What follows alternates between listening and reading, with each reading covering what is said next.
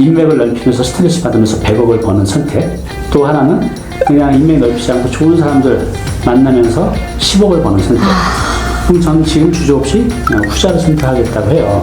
근데 우리 인간관계에도 딱 뭐 만나보면 픽이 오잖아요. 이 사람은 좀 피곤해. 그럼 안 만나면 되는 거죠. 그죠? 네. 그래서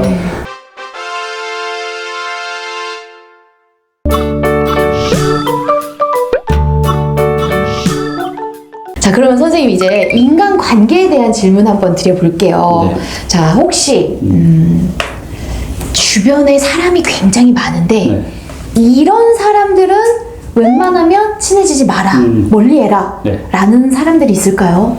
그 하버드 대학에서 행복에 대해서 연구를 했어요. 그 논문을 발표했는데 그 행복을 자주 유지하는 가장 큰 요소가 무엇이냐라고 했을 때 답은 인간관계라고 했어요. 관계, 사람 간의 관계. 네. 그게 이제 부부 간의 관계, 부모 자식 간의 관계, 또 직장 내 지인 간의 관계. 예, 모든 이제 관계들이 있죠. 네. 그래서 이 관계가 좋으면 행복하지만 안 좋으면 지옥이죠. 제가 아시는 분이 사업을 하시는데 이분은 모임이 굉장히 많아요. 그래서 총무도 맡고 계시고, 네. 그래서 이분은 정말로 월화수목금토일 주 하루 정도 빼놓고 월화수목금토일 중에 6일 정도는 매일 모임이 있어요. 오, 안 힘드신가? 그러면 이제 그러니까 사업을 하면서 많은 인맥을 통해서 뭔가 이제 사업적인 기회를 이제 보시려고 하는 거죠. 그래서 사업도 잘 되었습니다. 네. 그런데 내 마음에 들지 않는 사람도 사업적인 어떤 이해관계가 있다고 하면 이제 적극적으로 만남을 가지는데 회사는 많이 성장하셨는데 정신적으로는 너무나 피폐해져 있어요. 사람 간의 관계를 통해서 너무 많이 상처를 받고 배신도 당하고 네. 또 등등등등. 그분도 저랑 나이가 비슷하거든요. 그래서 제가 이런 얘기를 했어요, 그분한테. 저도 이제 예전에 사업하면서 많은 사람들 인간관계, 인맥을 넓히는 거에 많이 노력했는데 지금은 인맥을 넓히면서 스트레스 받으면서 100억을 버는 선택, 또 하나는 그냥 인맥 넓히지 않고 좋은 사람들 만나면서 10억을 버는 선택. 그럼 저는 지금 주저없이 후자를 선택하겠다고 해요. 실제로 그러고 있고요. 네. 우리 이제 인간관계는 그게 천당일 수도 있고 지옥일 수도 있기 때문에 근데 그 선택은 내가 할 수가 있잖아요. 네. 그러니까 어떤 사람을 만나지 말아라가 아니라 그 사람마다 달라기 때문에 본인이 가장 잘 알 것 같아요. 내가 만났을 때 알잖아. 저 사람 그냥 불편해, 싫어, 짜증나. 누가 얘기하지 않아도 본인이 가장 잘 알죠. 결국 이제 끌림인데 우리는 육감이라는 게 있거든요. 본능, 본성. 왜 이렇게 이제 지진이 나면 사람들은 못 느끼는데 새나 동물들은 지진이 나기 먼저 막 막 이렇게 움직이잖아요. 그들은 그런 육감이라는 게 있는 거죠. 본성. 근데 우리 인간도 원시시대는 그런 게 있었는데 이런 이제 이 현대사회가 들어오면서 우리 오감으로만 세상을 바라보아서 육감, 그 다음 감각 육감이 사라져간 거죠. 네. 근데 아직은 남아져 있어. 특히 여성들이 육감이 엄청 뛰어나잖아요. 남편이 뭔가 이상해? 찾아내잖아요. 귀신같이 찾아냅니다. 이 네. 육감이거든요. 근데 우리 인간관계에도 딱 뭐 만나보면 필이 오잖아요. 이 사람은 좀 피곤해. 그냥 안 만나면 되는 거죠. 그죠? 네. 그래서 그분이 그래서 너무 많이 스트레스를 받아서 항상 위장약을 달고 그러니까 신경성 스트레스 위장 장애죠. 위험. 그렇게까지 살 필요가 있느냐는 거죠. 그 누구를 만나면 되고 안 되고는 본인이 가장 잘 알 거라는 거죠. 네. 그래서 좋은 사람들, 긍정적인 사람들을 만나라는 거죠. 이런 얘기 있잖아요. 내가 만난 사람의 5명의 평균값이다라는 거. 이제 거기서는 주로 이제 부를 기준으로 했는데 그게 나의 행복도 마찬가지인 것 같아요. 우리 샤이니처럼 만나면 기분 좋은 사람이 있고 항상 턴업돼 있어서 또 그렇지 않은 분도 있죠. 항상 세상을 부정적으로 바라보고 막 누구 뒷담화만 하고 막 이런 분들. 그는 불편해요, 사실. 그래서 인간관계에서도 그렇게 잘 선택해서 만나야 될 것 같아요. 근데 그것은 내가 알 수 있다는 거죠. 내 육감으로, 필로. 네. 그래서 좋은 분들 만나서 행복하게 사셨으면 좋겠습니다. 그 말씀이 정말 와닿네요. 내가 싫어하는 사람들 만나면서 100억을 벌 것인가, 좋아하는 사람들만 만나면서 10억을 벌 것인가, 어떤 것을 선택하느냐. 본인 선택의 문제인 거죠. 그렇죠. 그런데 어떻게 보면 인생 후반전을 사시는 분들 입장에서 생각해 보면 시간이 굉장히 귀한데 굳이 사실 10억으로도 살 수 있는데 100억을 원하면서 힘든 시간을 보낼 필요는 없다. 그렇죠. 그래서 인간관계도 양보다는 질인 것 같아요. 네. 이제 특히 인간관계를 넓히면서 제가 아신 분이 사업적으로 해서 어려워졌을 때 다 연락을 했더니 네. 다 차단을 당한 거예요. 와. 연락도 안 받고. 어머. 그런 사람을 우리가 만났어야 될까? 그래서 이분은 오히려 많은 사람들 인간관계에서 자기가 힘들었을 때 도움을 구했을 때 미리미리 손절하는 그런 모습을 보고 네. 너무너무 이제 충격을 받은 거죠. 그러시죠. 그렇지만 이제 다행히 한 2분 정도가 도움을 주셔서 다시 일어설 수 있었는데 그분은 이제는 그 2분만 만난대요. 그 2분만, 50. 두 분만. 그때 너무 행복하고 좋다는 거죠. 그렇겠네요. 맞네요.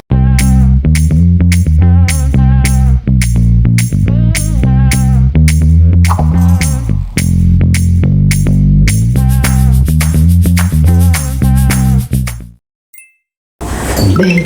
선생님, 그리고 혹시 나이가 점점 들수록 이런 뭐 인간관계를 떠나서 이런 행동은 이제 하지 마라, 조심해라, 절대 하지 말아라 이런 것들이 또 있을까요? 나이가 들수록요? 네, 나이가 들수록. 제가 나이가 많이 들었잖아요.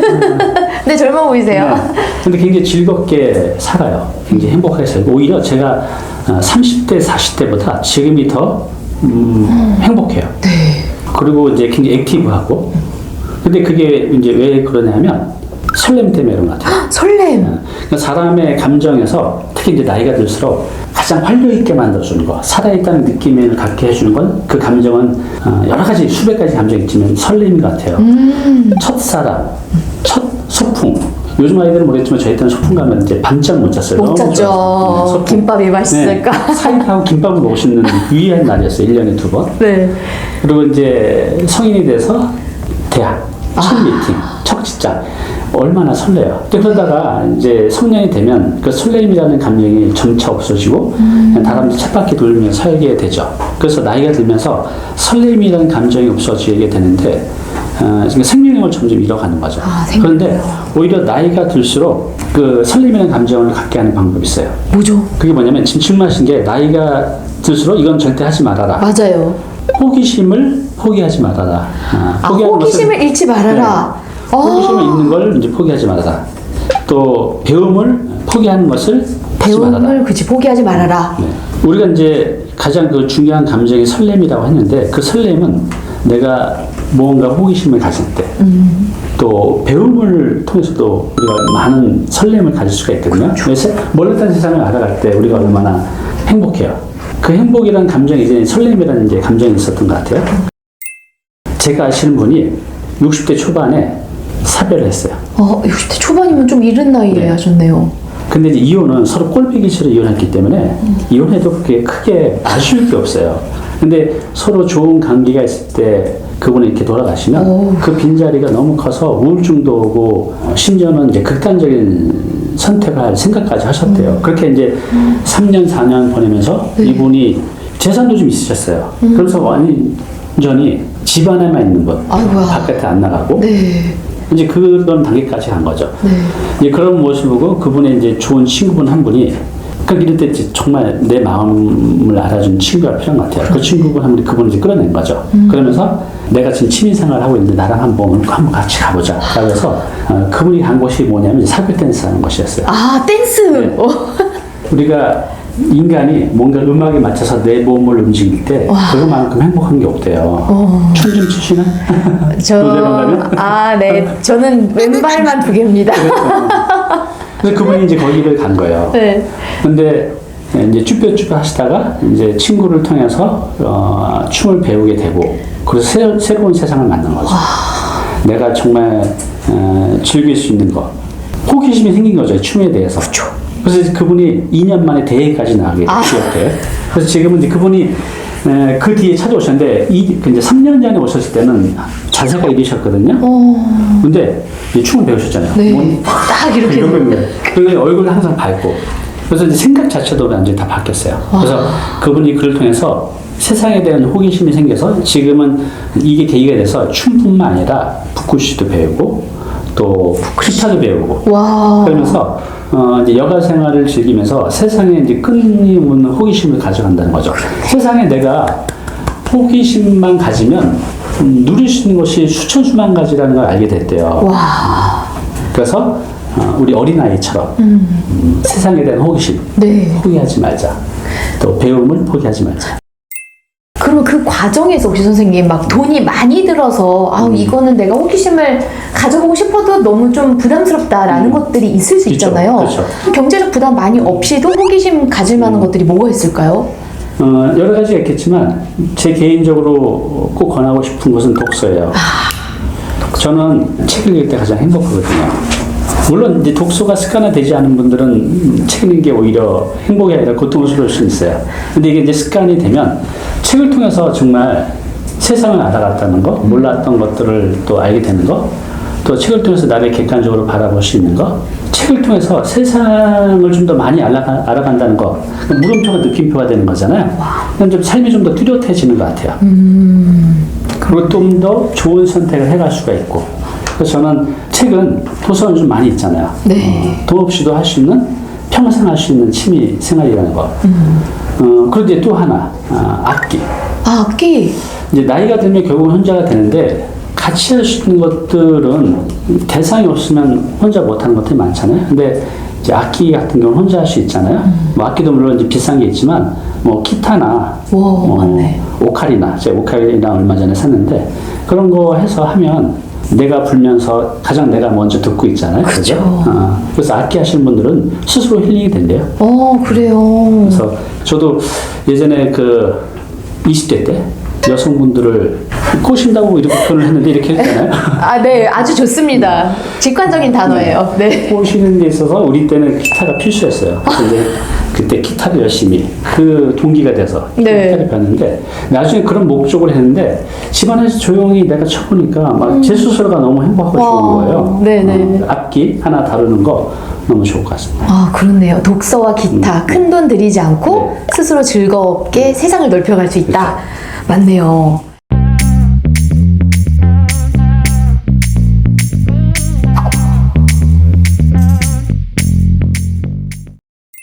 독서를 통해서 이걸 돈으로 연관시켜 주시는 것도 너무 많거든요. 와. 우리가 60에 은퇴를 하게 되면 100세 시대에 40년을 더 살아야 되는데 그 기간 동안 얼마나 많은 선택을 하게 되겠어요. 네. 그렇기 때문에 독서를 통해서 내가 선택을 잘할 수 있는 힘, 고독을 즐길 수 있는 힘이 또 독서에서 나오는 것 같아요. 그 근질근질한 걸 혼자 하지 말고 유튜브에 대고 하시라는 거죠.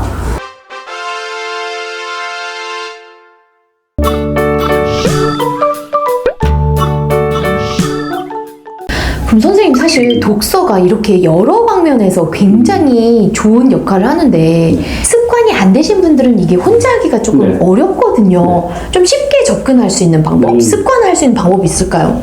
근데 독서를 해보지 않았던 분들은 굉장히 힘들어요. 저도 그 과정을 겪기 때문에 이 독서가 얼마나 힘든지는 분명히 압니다. 그래서 이제 독서를 왜 하지 했을 때 독서의 기쁨에 대해서 또 유익에 대해서 적어놓은 것들이 많이 있잖아요. 그게 이제 내 목표점인데 그 과정으로 가고 있는 거죠. 단지 내가 아직은 산에 올라가려면 우리가 장비도 있어야 되고 체력도 갖춰야 되듯이 그 기본적인 독서 근육이 좀 필요한 것 같아요. 그래서 처음에는 어려운 책 말고 무슨 추천서 뭐 이런 거 말고 내가 서점에 가서 잘 읽히는 책. 이제 사람이 왜 이제 잘 안 읽히냐면 배경 지식이 없어서 그렇거든요. 그래서 우리 사장님들 처음에 부동산 책 읽을 때 저도 그랬지만 안 읽히잖아요. 까만 건 글씨고 흰 건 종이로다. 그렇죠. 근데 어느 순간부터는 이게 술술 읽히기 시작한다는 거죠. 네. 그게 바로 이제 배경 지식이 있냐 없냐인데 결국은 내 관심사를 읽으시면 될 것 같아요. 관심사. 내가 잘 아는 것들은 그런 책들이 술술 읽힐 거라는 거죠.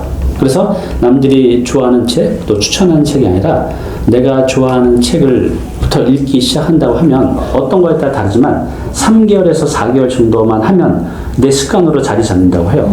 그때까지는 내가 아주 즐기면서 좋아하는 것들 위주로 책을 읽으시고 네. 그 이유가 되면 이제 근력이 좀 생기기 때문에 다른 영역의 책을 읽는 게 조금씩 가능해질 거라는 거죠. 네. 그래서 이제 독서를 왜 하느냐. 물음표가 느낌표로 바뀔 때 그 쾌감이 있거든요. 내가 몰랐던 세상을 하나씩 알아갈 때 그 물음표로 산다는 게 얼마나 갑갑해요. 네. 근데 이게 느낌표로 딱딱 바뀌어갈 때 엄청난 쾌감이 있어요. 네. 그래서 독서를 계속 하게 되고 또 하나는 지금 우리 오래 살아가게 되잖아요. 근데 다 그런 건 아니지만 죄송합니다. 배우지 못한 사람이 확률적으로 보면 배우는 사람보다 더 좋은 선택할 확률이 떨어져요. 제가 그랬어요. 네. 우리가 이제 살면서 수많은 선택을 매일매일 하고 살아가잖아요. 여기를 택시 타고 올까, 지하철로 올까, 밥 점심을 뭘 먹을까? 부터 해서 이런 사소한 것부터 해서 이 중요한 선택들이 있는데 그 중요한 선택을 잘못하게 되면 내 인생이 골로 갈 수 있다는 거죠. 전 골로 여러 번 갔었거든요. 근데 지금 생각하면 내가 왜 그때 그런 선택했었지? 지금 이제 다 보이는 거죠. 왜? 책을 많이 읽었기 때문에. 네. 그래서 책을 많이 읽게 되면 내가 더 좋은 선택을 할 수 있는 힘이 생긴다는 거죠. 네. 그래서 삶에서 실수는 덜 하게 된다는 거. 좋은 선택을 할 수 있다는 것은 더 행복한 삶을 살 수 있는 길이잖아요. 그렇죠. 그런데 이제 나이가 들게 되면 점점 더 자기만의 관념, 틀이 강화돼서 더 좋은 선택을 할 수 있는 그런 힘이 점점 잃어가는 것 같아요. 세상이 너무 빨리 바뀌어가잖아요. 네.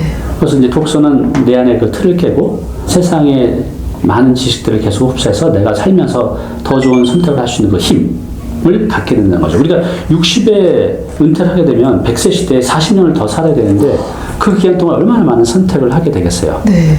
그렇기 때문에 독서를 통해서 내가 선택을 잘할 수 있는 힘, 내가 선택을 잘하면 내가 알거든요. 아, 잘했어. 아, 그렇죠. 독서는 그런 의미에서도 굉장히 중요하고 또 하나, 아까 제가 여가생활, 취미생활이라고 말씀드렸는데 독서는 죽는 그날까지 할 수 있는 게 독서예요. 그죠? 그 잠수종과 나비라는 책을 보면 그분이 사고로 몸이 다 마비게 되고 눈동자만 움직일 수가 있었어요. 눈동자만. 온몸에서 움직일 수 있는 것은 오로지 눈동자. 그분 이제 책을 썼어요.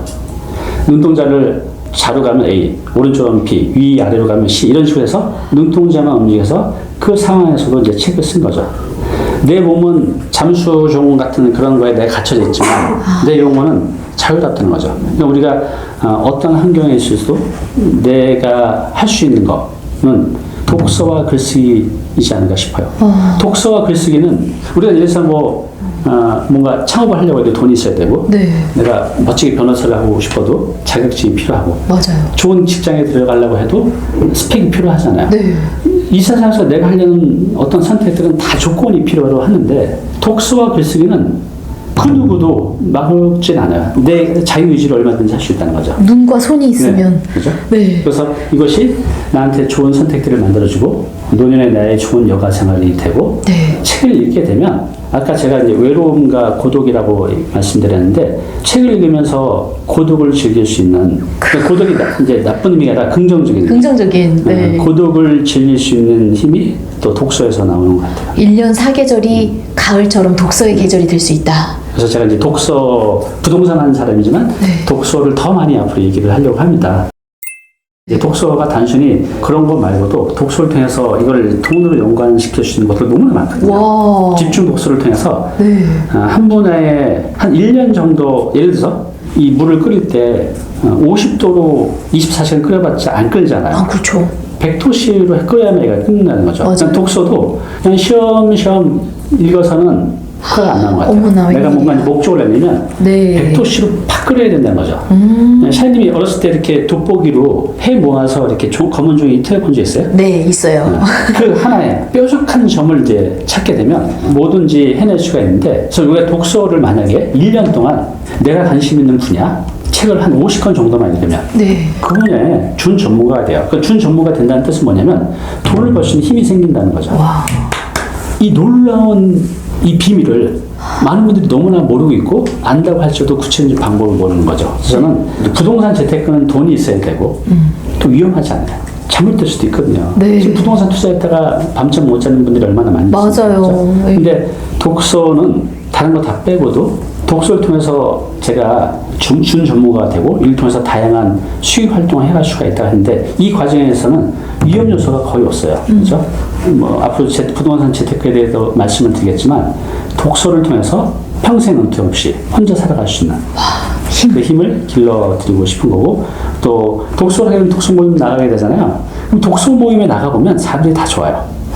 공통분모라는 게 있잖아요. 그래서 거기는 인간관계 굉장히 건강하게 유지시킬 수 있고 외로울 틈이 없어요. 거기서 만나서 얼마나 많은 사람들하고 독서라는 하나의 주를 가지고 얘기를 하다 보면 독서 모임은 세 군데만 나가봐요.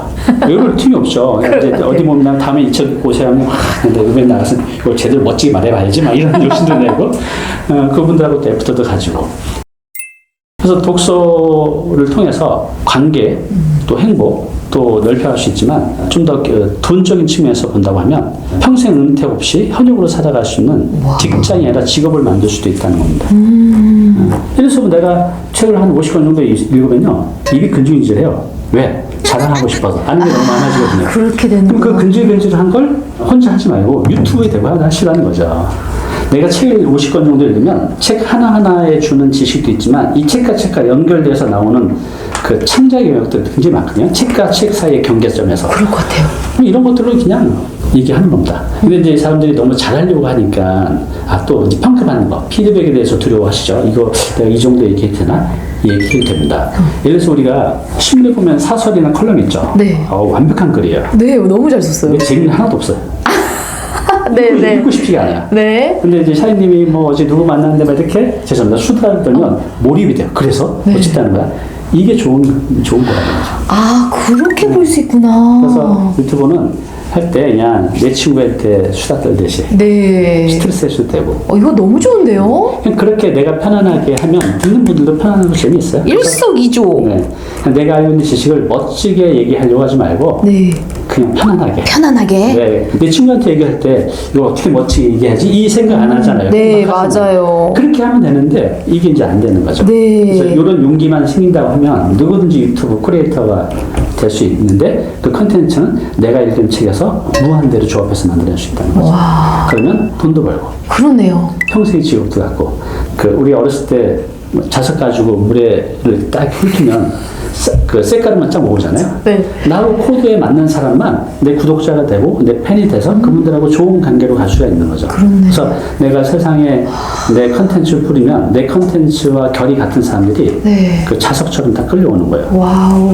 그러니까 여주기 떠주기 만나는 게 아니라 나하고 결이 잘 맞는 분들하고 만나서 네. 외롭지 않게 너무 좋아요. 행복하게 돈도 벌고 너무 좋아요. 하는 거. 그래서 저는 독서를 앞으로 이제 더 많이 부동산 재테크보다 얘기를 하려고 합니다. 그래서 이제 그런 모임도 지금 이제 하고 있어요. 네, 그 링크는 저희가 여기 아래 고정 댓글로 또 걸어둘 테니까 관심 있으신 분들은 방문해 보시길 바랍니다. 네.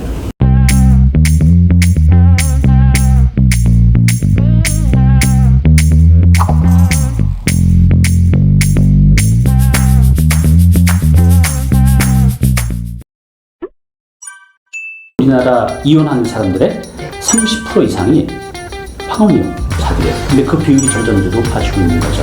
그래서 이제 우리가 황혼이혼을 하기 전에 한 번은 시도를 해볼 필요가 있다고 생각해요. 어떤 시도냐면 부부 관계에 대한 질문 한번 드려볼게요. 네. 사실 예전에는 이혼이라는 단어가 굉장히 좀 낯설고 사회적으로 터부시 되는 느낌이 있었는데 요즘에는 또 그렇지 않은 것 같더라고요. 특히나 황혼이혼. 네. 어떻게 생각하십니까? 이제 황혼이혼이라면 이제 나이대가 이제 5, 60대 정도 이후에 이제 하는 것을 우리가 황혼이혼이라고 하는데 저도 이제 예전에 이 황혼이혼 관련해서 관심이 있어서 통계치를 봤더니 지금 현재 우리나라 이혼하는 사람들의 30% 이상이 황혼이혼자들이에요. 근데 그 비율이 점점 이제 높아지고 있는 거죠. 그런데 결국 우리가 이제 황혼이혼은 각자의 선택인 것 같아요. 이제 누가 이거 하라 마라 얘기는 못하지만 근데 저는 내가 이 상황에 있을 때 내가 행복한가 행복하지 않은가 이혼을 했을 때 하고 안 했을 때 이걸 좀 냉정하게 판단해 보기를 바래요. 근데 이거를 오히려 이제 이혼하고 나서 후회하시는 분도 많다고 해요. 그래서 이제 우리가 황혼 이혼을 하기 전에 한 번은 시도를 해볼 필요가 있다고 생각해요. 제가 이제 그런 분들을 몇몇 봤거든요. 어떤 시도냐면 이제 나이가 들어서 쌓인 게 많을 거 아니에요. 네. 많죠. 정말 네. 많겠죠. 켜켜이 쌓여 있을 텐데 예를 들어서 이제 이런 거죠. 내가 아내한테 이런 말을 할 수 있는 용기가 있다면 내가 그동안 자네한테 그런 부분들 몰라줘서 미안해. 매일 이렇게 노력해줘서 고마워. 이런 것들. 또 아내도 남편한테 이 정도 말 들으면 그래도 쌓인 것들이 없어지진 않겠지만 상당 부분은 그냥 다 없어질 것 같아요. 와. 그리고 이제 또 하나. 제가 예전에 그 포옹의 힘에 대해서 올린 게 있어요. 포옹은 우리가 이제 서로 하루에 한 번씩 포옹을 하는 부부들이 그렇게 하지 않은 부부들보다 10배 이상 더 행복하게. 무려 10배요. 네. 와. 그런 걸 봤어요. 그게 왜 그러냐면 이제 우리 몸에서 나오는 호르몬 때문에 그렇대요. 그 포옹을 하게 되면 서로 간의 사랑, 신뢰감, 스트레스 해소, 안정감을 준다는 거죠. 그러면 서로 간에 그동안에 있었던 것들에 대해서 그냥 터놓고 한번 얘기를 해보는 거죠. 우리가 이제 저는 부동산 하니까 제가 리모델링을 가끔 하거든요. 그러면 리모델링 할 때는 건물의 골격만 빼놓고 완전히 다 뜯어 고쳐요. 그러면 이 건물이 기능적으로도 좋아지고 미관적으로도 좋아지고 그래서 건물의 가치가 올라가서 건물이 아주 훌륭하게 바뀌죠. 우리 사람도 그런 리모델링이 필요한 것 같아요. 뼈대만 남겨놓고 서로가 쌓여있던 것들에 대해서 얘기하고 서로 이해하고 받아줄 수 있는 그런 시간만 갖는다고 하면 그 이혼의 고비를 넘길 수 있지 않을까. 그리고 이제 말로만 하는 게 아니라 포옹. 그래서 이런 한번 시도는 꼭 해보시고 그래도 안 된다고 하면 이제 각자의 선택에 맡길 것 같아요. 그러면. 근데 사실 아까 해주신 말씀하는 것조차 되게 하기 어렵고 네, 아우 맞아요. 너무 어색하다. 내가 지금 막 30-40년을 그냥 이렇게 사는데 무슨 닭살 돋게 그런 맞아요. 소리냐. 이런 분들도 많으시잖아요. 그래서 제가 그게 이제 나의 고정된 생각이잖아요. 틀, 관념인데 그걸 이제 깨는 게 굉장히 중요한데 저는 그래서 이런 거와 관련된 책들이 많이 나와져 있어요. 그러면 나를 객관적으로 볼 수가 있거든요. 책을 통해서 내가 잘못한 부분도 있구나라는 걸 스스로 받아들이게 돼요. 그래서 그런 책 한두 권을 읽게 되면 내가 그런 말을 할 수 있는 용기가 생길 거예요. 저도 저도 나이가 좀 이제 60을 바라보고 있으니까 저만의 틀이 많이 있잖아요. 근데 제가 책을 읽을 때마다 제 틀이 깨지는 게 느껴져요. 제가 그동안 오랫동안 굳어왔던 생각들이 어떤 책의 한 문장을 통해서 없어지고 그래서 이제 뭔가 새로운 것들을 시도하고 또 저도 예전에 타인에게 잘 하지 못했던 말을 할 수 있는 용기도 생기고 그래서 그런 분들은 이런 항원이용 관련돼서 이제 전문가들이 쓴 책들이 많이 있거든요. 네. 그래서 나를 객관적으로 바라볼 수 있는 시간이 될 것 같아요. 그래서 그런 책을 읽어보시면 그런 말할 수 있는 용기, 진심이 생길 것 같아요. 네. 그런 척이 아니라 일단 내가 깨인 거죠. 나도 잘못했구나. 그런 시간을 갖고 아내와 또 남편과 하기 전에 꼭 하셨으면 좋겠어요. 그런 시간을. 네. 리모델링. 리모델링 꼭 추천드립니다, 여러분.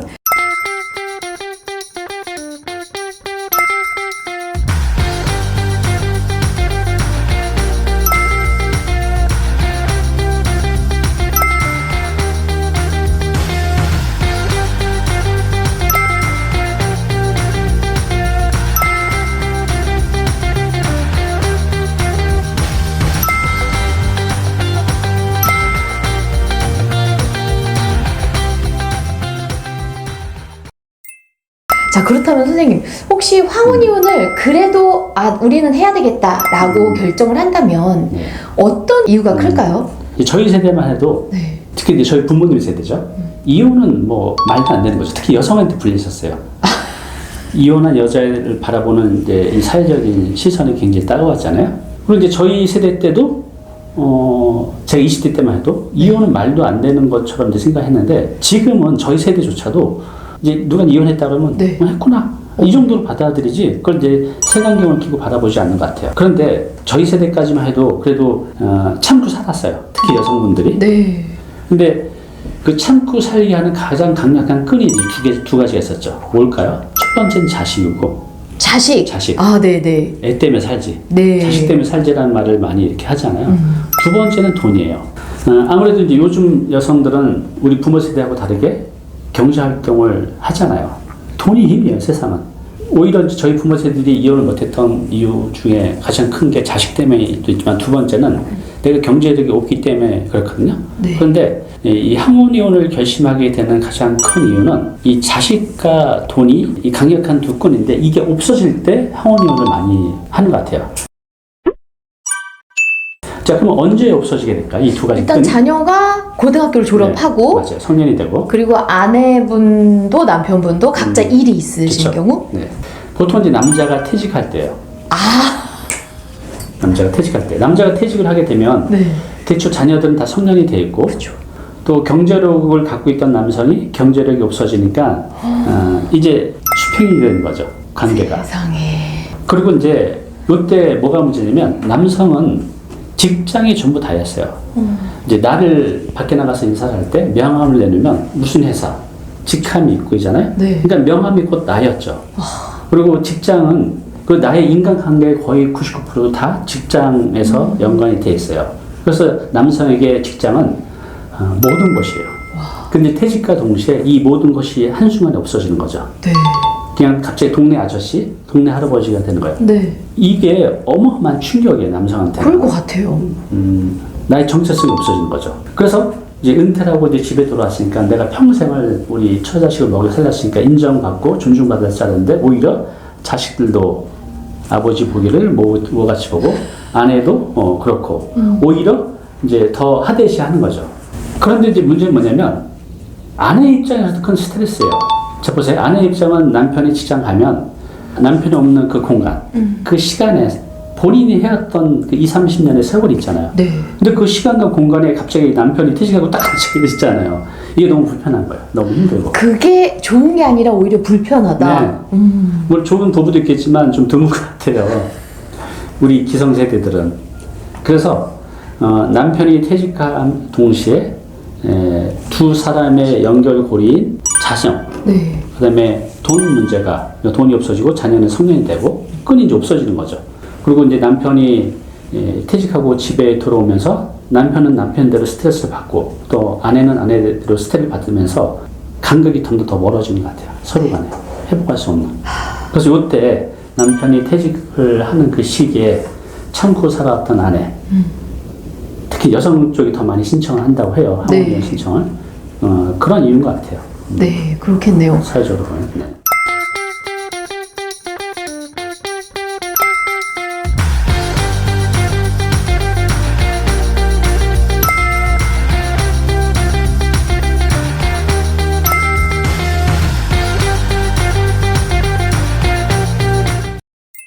자, 그렇다면 혹시 선생님께서 만나보신 분들, 워낙 많은 분들을 만나보시니까, 황혼 이혼을 할까 말까 고민인데, 아이, 그래도 지금까지 살았는데, 이혼을 하지 말고 그냥 계속 살지.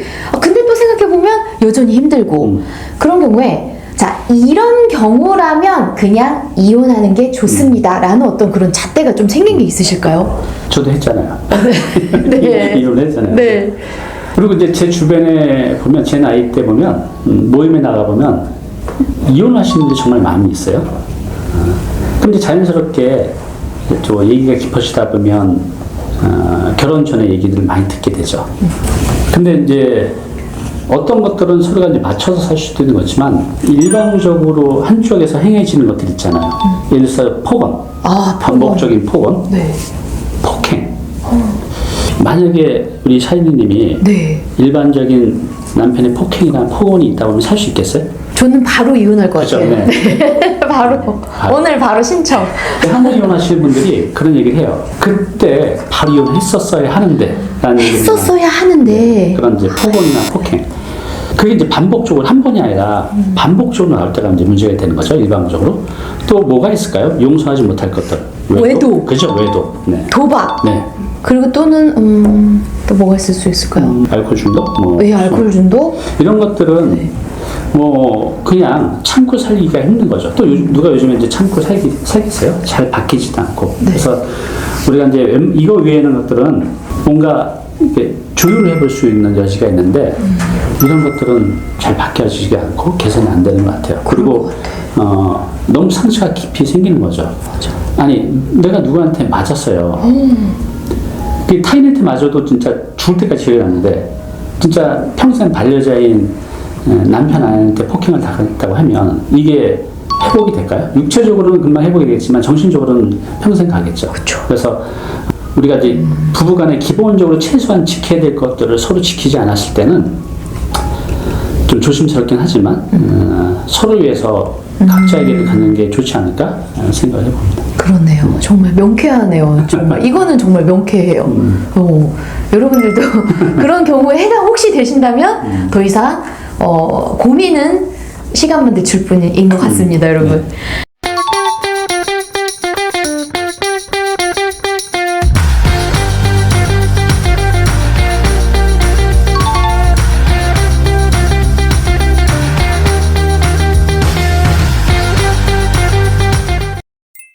제가 이렇게 상담하다 보면 정말 깜짝깜짝 놀랄 때가 있어요. 이분이 이거 상담 안 했으면 어떻게 될 뻔했을까?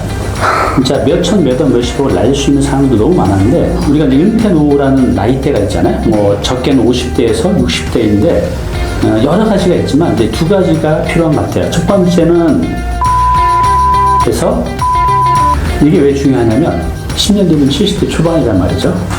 속으로 저는 그분한테 죄송하지만 그때까지 살아있는다는 보장도 없고 살아있다 할지라도 우리가 건강수명이라는 게 있잖아요.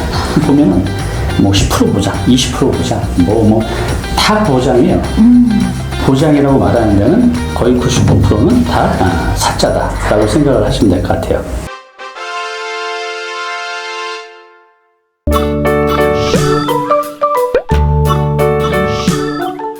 네, 여러분 안녕하세요. 멋진 인생 후반전을 응원하는 Bravo My Life입니다. 오늘은 정말 아이돌 중에 아이돌이라고 할 수 있는 다니쌤 모셔봤습니다. 선생님 안녕하세요. 반갑습니다. 네, 안녕하세요. 우리 다니쌤을 저희 채널에 이렇게 모시게 되어서 정말 영광입니다. 여러분 모시기 어려운 분이신 거 아시죠? 자, 우리 다니쌤에게 여러분들의 노후, 은퇴 등과 관련된 여러 가지 것들을 한번 여쭤보도록 하겠습니다. 선생님, 네. 일단 선생님 채널을 제가 예전에 봤을 때 투자 관련돼서 정말 열심히 봤던 기억이 나거든요. 한번 먼저 투자와 관련된 질문 드려볼게요. 은퇴를 하신 분들 혹은 은퇴를 앞두신 분들이 투자 이런 것은 정말 조심해야 된다. 이런 투자는 하면 안 돼요. 이런 것들이 좀 있을까요? 있죠. 일단 이제 그게 보통 상품이잖아요. 뭐 요즘 문제가 되는 여러 가지 상품들도 있는데 이제 상품 이전에 더 문제가 되는 게 있어요. 사람이에요, 사람. 제가 이렇게 상담해 보면 왜 이런 물건을 사셨어요? 그러면 아는 동생이, 아는 지인이, 회사 동료가. 그래서 실제로 제가 만나본 사람 중에 거의 7, 8할은 잘못된 물건을 선택하는데 지인의 권유가 많았어요. 물론 그 지인이 악의적인 감정으로 사기치려고 한 건 아니죠. 단지 그분은 선인이 있었지만 실력은 없었던 거죠. 어떻게? 그게 문제인 거예요. 네. 우리도 이제 뭔가 물건을 살 때, 의사결정할 때 온라인 마켓에 들어가면 후기 먼저 보잖아요. 맞아요. 그거 보기도 결정하지만 내 가까운 지인이 또 선택을 해주면 또 어렵지 않게 의심하지 않고 사게 되잖아요.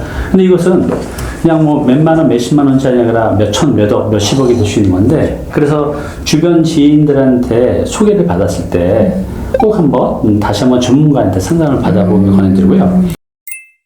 이제 두 번째는 이제 안전인데 아까 이제 안전 측면에서는 사람도 굉장히 위험하죠. 네. 소개를 받아서 하는 경우.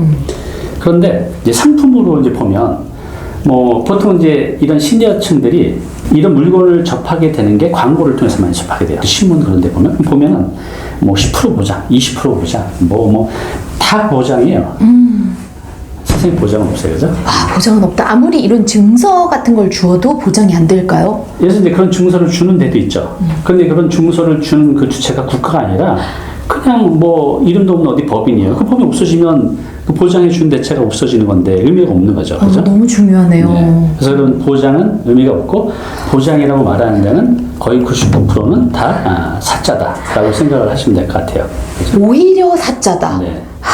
그리고 뭐 이제 상품으로 보면 뭐 수익형 호텔이니 뭐 레지던스니 또 요즘 이제 상가 같은 것도 위험한 것들이 많이 있거든요. 네. 분양형 상가 같은 데 보면 뭐 아파트 가격은 막 2배, 3배 올랐지만 예를 들어서 세종 같은데 마곡도 마찬가지고 그런데 분양 상가들은 뭐 거의 반토막 이상 난 데도 많이 있거든요. 근데 이제 상가가 뭐가 문제냐면 공실이 생기게 되면 관리비도 본인이 내야 되잖아요. 또 대출받아서 했기 때문에 이자내야 되죠. 그래서 지금 이제 분양 상가 같은 경우는 팔아도 싸게 팔아야 되죠. 팔아도 원금도 못 갚는 정도가 되기 때문에 안전이 가장 중요하다는 거죠. 일단은 우리가 이제 은퇴 노후라는 나이대가 있잖아요. 뭐 적게는 50대에서 60대인데 여러 가지가 있지만 이제 두 가지가 필요한 것 같아요. 첫 번째는 재테크에서 현금으로. 이게 왜 중요하냐면 우리가 내년에 살아있다는 보장이 없어요. 50, 60이 넘어가면 저번 달에 오셨던 분이 60대 초반의 남성분인데 은퇴를 하셨어요. 근데 이제 생활비가 없으시니까 용달 있잖아요. 개인 용달. 용달을 해서 짐을 본인이 다 실어서 옮기고 이런 일을 하는 거예요. 그래서 한 달에 한 200에서 많이 벌 땐 300 정도 번대요. 그럼 200 이상을 벌려고 하면 정말 입에 단내가 나도록 일을 해야 된다는 거죠. 위험하기도 하고 용달리기. 그렇죠. 그래서 이제 무거운 걸 자주 드시니까 또 허리도 아프세요. 그래서 이제 그분이 가져오신 부동산을 쭉 보니까 집도 한 채 있으시고 경기도에 네. 그리고 토지가 있는데 꽤 컸던 거예요. 그래서 대략 봤더니 뭐 토지는 정확한 금액이 없지만 대략 최소 10억은 넘어 보이더라고요. 그래서 제가 그랬어요. 아니 이 정도 자산이 있으신데 이거 팔으셔서 월세 나오는 수익형으로 해서 그냥 일 안 하시고 즐기면서 하시면 어때요? 라고 했더니 그분이 하는 말이 이러시는 거예요. 그래서 내가 그쪽에 알아봤는데 이거 10년만 기다리면 2배 뛴다는 거예요. 최소. 아, 토지가. 네. 네. 근데 지금 60대 초반인데 10년 뒤면 70대 초반이란 말이죠. 근데 속으로 저는 그러면 이제 죄송하지만 그때까지 살아있는다는 보장도 없고 살아있다 할지라도 우리가 건강수명이라는 게 있잖아요. 우리가 결국 사는 것은 그렇게 열심히 일하고 즐기려고 사는 건데 즐길 수 없는 정도로 몸이 안 좋아질 수도 있다는 거죠. 그래서 근데 이런 부분이 너무 많아요.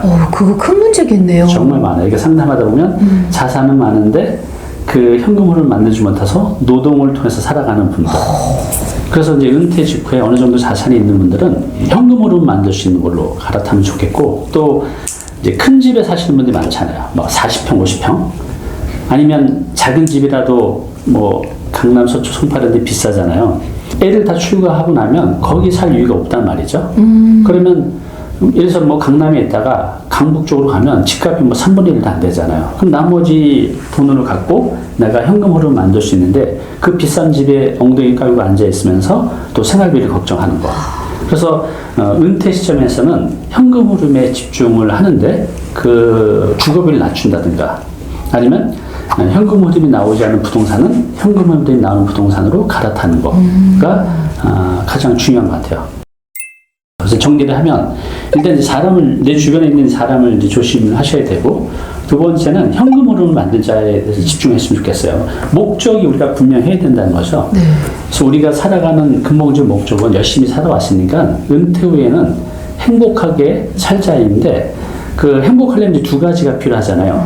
돈과 시간. 아까 좀 전에 제가 말씀드린 그 60대 초반의 남자분 같은 경우는 노동을 해야 되기 때문에 여가 시간도 없고 또 돈이 없으니까 또 일을 해야 되고 그렇잖아요. 그러니까 이 두 가지가 다 있어야만 여가를 즐길 수 있는데 제가 이렇게 상담해 보면 내가 가진 집을 줄이거나 또 다른 부동산을 통해서 현금으로 만들어서 노동을 통하지 않고 나오는 자동적인 캐시카우를 통해서 내 여가 생활을 즐길 수가 있는데 그런 걸 포기하고 사는 분들이 너무 많아요. 그래서 꼭 요 선택을 하셨으면 좋겠고 두 번째는 상품 조심하자는 거죠. 네. 보장은 없다. 세상에.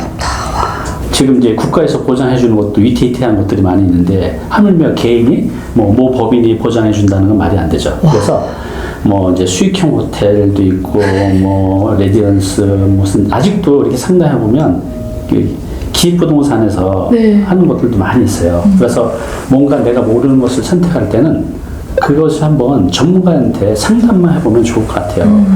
예를 들어서 이런 거죠. 제가 뭐가 더 좋고 어디가 오르고 이런 것들은 저도 답변을 못하지만 문제가 있는 부동산 같은 경우는 어렵지 않게 다 찾아낼 수가 있거든요. 그런데 저뿐만 아니라 웬만한 부동산 전문가분들은 다 아실 거예요. 그래서 내가 선택하기 전에, 저도 네. 계약하기 전에 이게 좋고 안 좋고는 둘째 문제고 문제가 있는 부동산인지 아닌지를 꼭 체크하고 투자하셨으면 좋겠습니다. 와, 진짜 꿀팁이네요. 그러면 사실 그런 정말 아닌 것을 알아내기 위해서 뭐 예를 들어 상담료 몇십만 원 내는 것은 아까워하는 분들이 사실 많으시거든요. 그거는 그렇게 생각하면 안 되는 그렇죠. 거죠. 제가 이렇게 상담하다 보면 정말 깜짝깜짝 놀랄 때가 있어요. 이분이 이거 상담 안 했으면 어떻게 될 뻔했을까? 진짜 몇천, 몇억, 몇십억을 날릴 수 있는 상황도 너무 많았는데 그래서 제가 이거 하시면 안 됩니다.